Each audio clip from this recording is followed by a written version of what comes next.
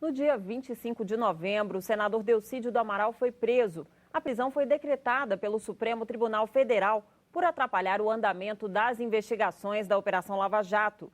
No mesmo dia, os senadores se reuniram e mantiveram a prisão. O caso gerou muitas dúvidas. Quando é que um parlamentar pode ser preso? Por que os colegas congressistas têm que se manifestar? Para falar sobre imunidade parlamentar e prisão preventiva, o programa Cidadania conversa com o advogado e mestre em Direito, Luiz Henrique Machado. Olá, Luiz Henrique. O que é a imunidade parlamentar e por que ela existe? Bem, a imunidade parlamentar é um direito, é uma prerrogativa que o parlamentar tem previsto na Constituição. Diga-se de passagem, a imunidade parlamentar ela foi prevista até mesmo na Constituição de 1824, a Constituição do Império, e todas as demais constituições tiveram a previsão da imunidade parlamentar. E ela foi concebida desde a época da Roma Antiga, passando pela Inglaterra, com um direito que eles chamavam de freedom from arrest, né, que é o direito do parlamentar não ser preso, e também o freedom of speech, que é o direito que ele tem de se pronunciar livremente. E esse direito ele está assegurado na Constituição de 1988 e não é um privilégio, como muitas pessoas pensam, que é direcionado à pessoa.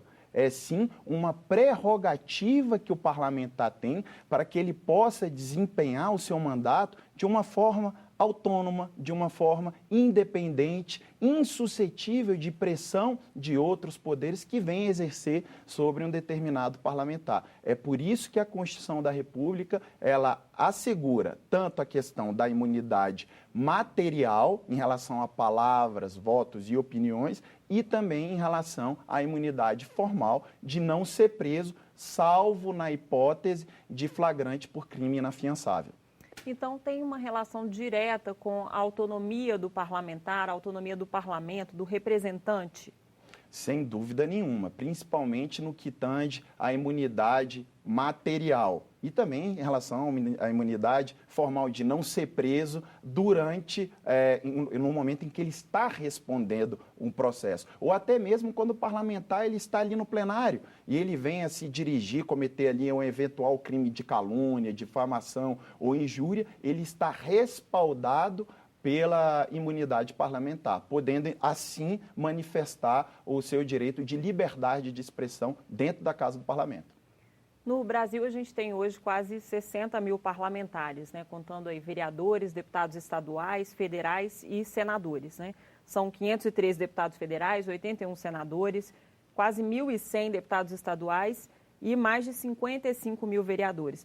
Todos esses parlamentares, né, esses quase 60 mil, têm as mesmas imunidades? Tem as mesmas imunidades, até mesmo por uma questão de simetria. Está previsto na Constituição, também muitas constituições estaduais também prevêem o mesmo direito, né? A questão da imunidade material e também da imunidade formal, conforme explicado. Mas os vereadores têm a mesma imunidade de deputados estaduais, federais e senadores? No caso específico dos vereadores, ele tem a imunidade em relação a palavras, opiniões e votos. Mas em relação ao direito de não ser preso provisoriamente, eles não gozam desse direito. Prisão, então, é esse direito especial, né, da questão da prisão. É só para senadores, deputados federais e deputados estaduais. E quando é que eles podem ser presos? Bem, eles podem ser presos quando existe uma sentença penal condenatória com um trânsito em julgado. Ou seja, o que é o trânsito em julgado? Quando não comporta mais a possibilidade de interpor um recurso na justiça. Ou então, na possibilidade em que é previsto inclusive na Constituição Federal, de flagrante por crime inafiançável. Essas são as duas hipóteses em que o parlamentar ele pode ser preso. Durante o curso do processo, de acordo com a Constituição Federal, ele não pode ser preso. Isso existe só no Brasil ou esse direito, né, a prisão em casos específicos também existe em outros lugares do mundo? Em relação à imunidade parlamentar, ela é prevista em inúmeras constituições. Na Constituição dos Estados Unidos também existe essa previsão, na Constituição também da Inglaterra também existe também, que é uma Constituição não escrita, também existe a previsão também da imunidade parlamentar, assim como em outros países europeus. No caso da prisão durante o processo, né, em que tem que ser uma prisão em flagrante por crime inafiançável. Nós tivemos recentemente o caso do senador Delcídio do Amaral, que foi considerado inusitado no mundo político, porque foi o primeiro senador preso desde a Constituição de 88. E há uma discussão, uma polêmica sobre se houve um flagrante ou não. O Supremo entendeu que houve esse flagrante. Como é que é isso? Explica para a gente. Primeiro, deve-se deixar bem claro que a situação é extremamente complexa, o caso é extremamente difícil, abrindo margem para interpretação, para diferentes tipos de interpretação. A meu ver, eu entendo que, no caso, houve o flagrante. O flagrante, de fato, ocorreu, porque ali, no caso, o que se analisa é o crime de obstrução à justiça previsto na Lei 12.850 de 2013. Ali, de fato, houve um grupo de pessoas que ali eles cogitaram, eles prepararam e poder-se, inclusive, dizer que houve um início do estágio de uma execução.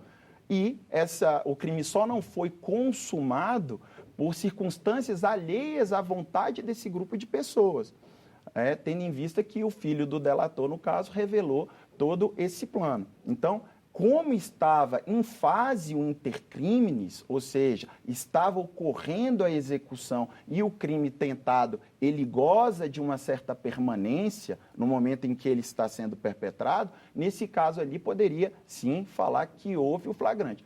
O que eu discordo, isso é uma posição minha, é que, no caso, o crime é afiançável. A própria Constituição da República, ela delimita de uma forma bastante clara no artigo 5º quais são os crimes inafiançáveis. E ali estão previstos o crime de racismo, está previsto também o crime de tráfico ilícito de entorpecentes, o crime hediondo, de grupo armado em relação quando se atenta contra a ordem democrática. Então, fazer uma interpretação no sentido de que, preenchidos os requisitos da prisão preventiva, automaticamente o delito ele passa a ser inafiançável, ao contrário, sem se entender que todos os delitos na ordem jurídica brasileira são inafiançáveis. Já existem, inclusive, precedentes na primeira instância da Lava Jato de pessoas que intervieram na produção de provas e foi arbitrada a fiança. Então, eu entendo que, em relação, é uma posição particular minha, que em relação ao flagrante, poderia dizer que ele, de fato, ocorreu, mas o delito, ele é afiançável. Então, quais são os requisitos? Deve-se obedecer o requisito do flagrante e a inafiançabilidade do delito. Como não preencheu um dos requisitos que impõe a Constituição, não poderia ser relativizada a imunidade, logo, eu entendo que a prisão foi inconstitucional. A prisão do senador Delcídio foi uma prisão preventiva. E no mesmo dia, outras pessoas foram presas, junto com ele, o banqueiro André Esteves, o chefe de gabinete do senador, Diogo Ferreira, e o advogado do Nestor Cerveró, o Edson Ribeiro. Foram presos enquadrados na prisão temporária. Mas logo depois o Supremo mudou esse entendimento e passou todo mundo para a preventiva. Qual é a diferença entre prisão temporária e preventiva? Por que essa mudança? Primeiro que a prisão temporária ela tem a finalidade específica de se aprofundar na investigação, Então, e a prisão temporária ela tem um prazo de 5 dias, podendo ser renovada por mais 5 dias.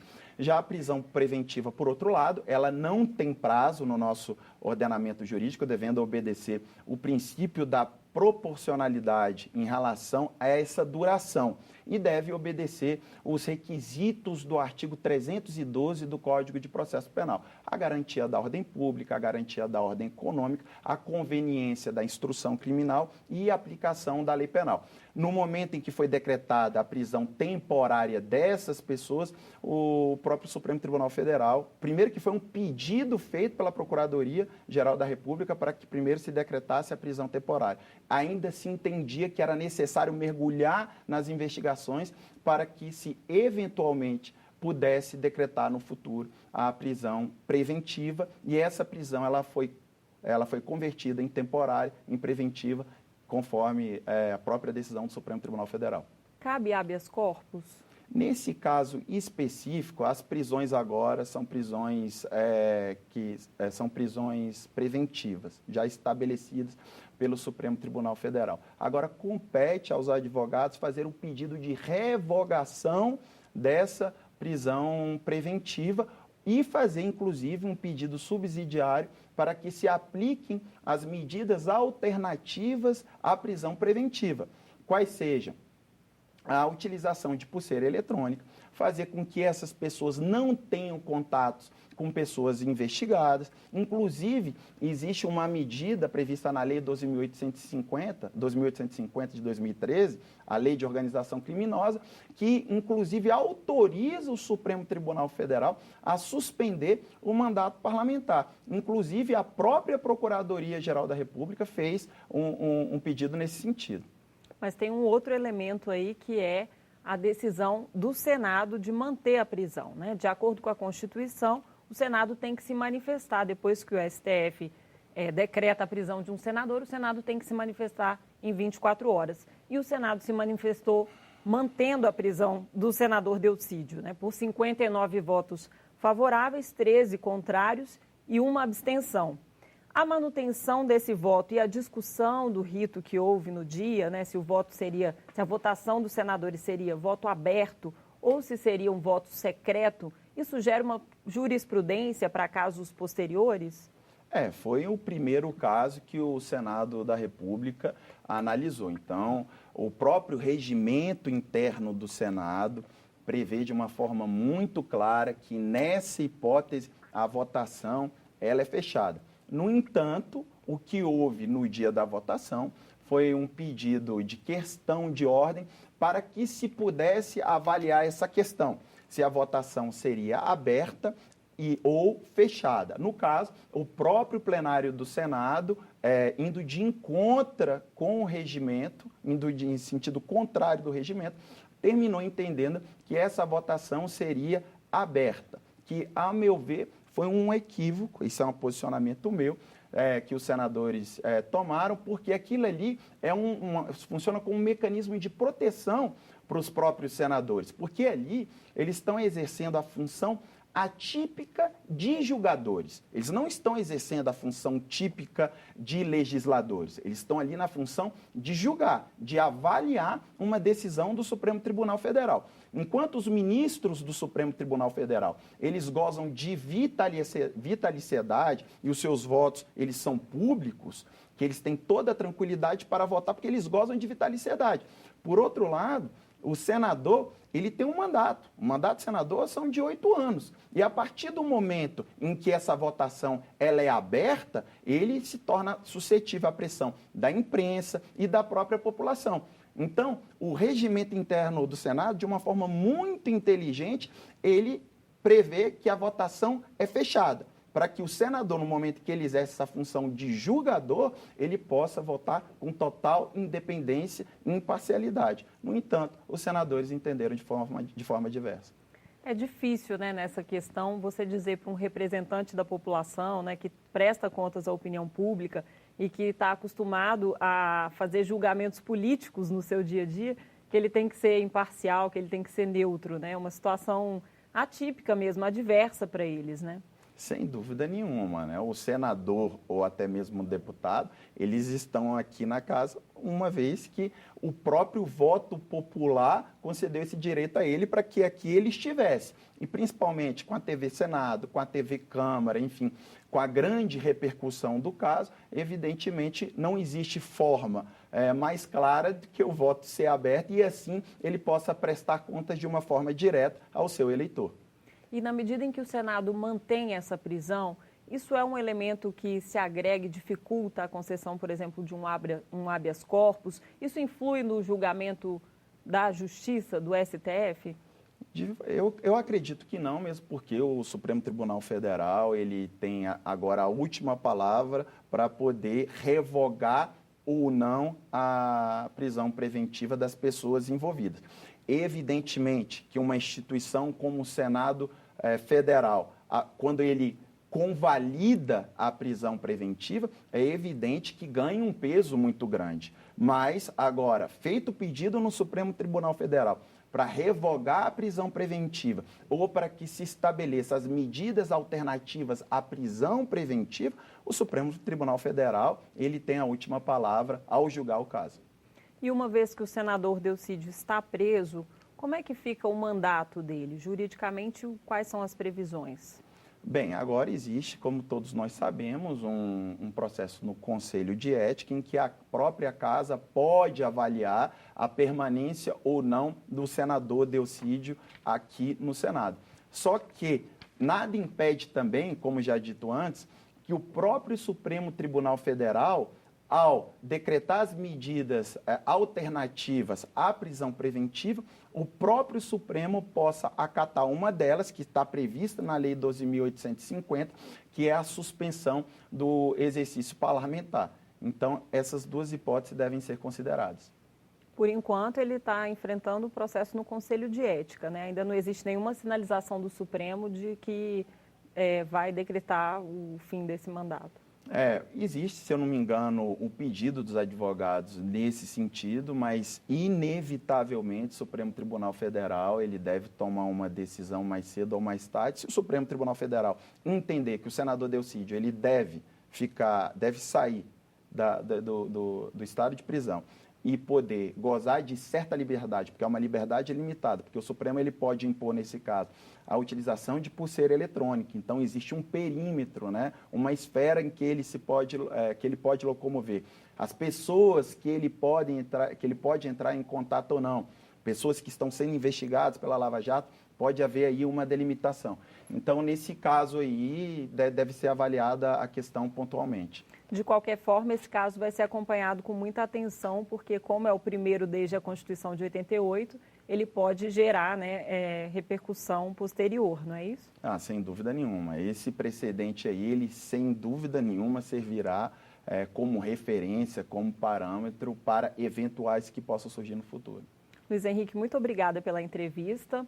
Este foi o programa Cidadania sobre imunidade parlamentar e prisão preventiva. Nós conversamos com o advogado e mestre em Direito, Luiz Henrique Machado. Se você quer opinar sobre este programa, enviar críticas ou sugestões, ligue para 0800 61 22 11. A ligação é gratuita.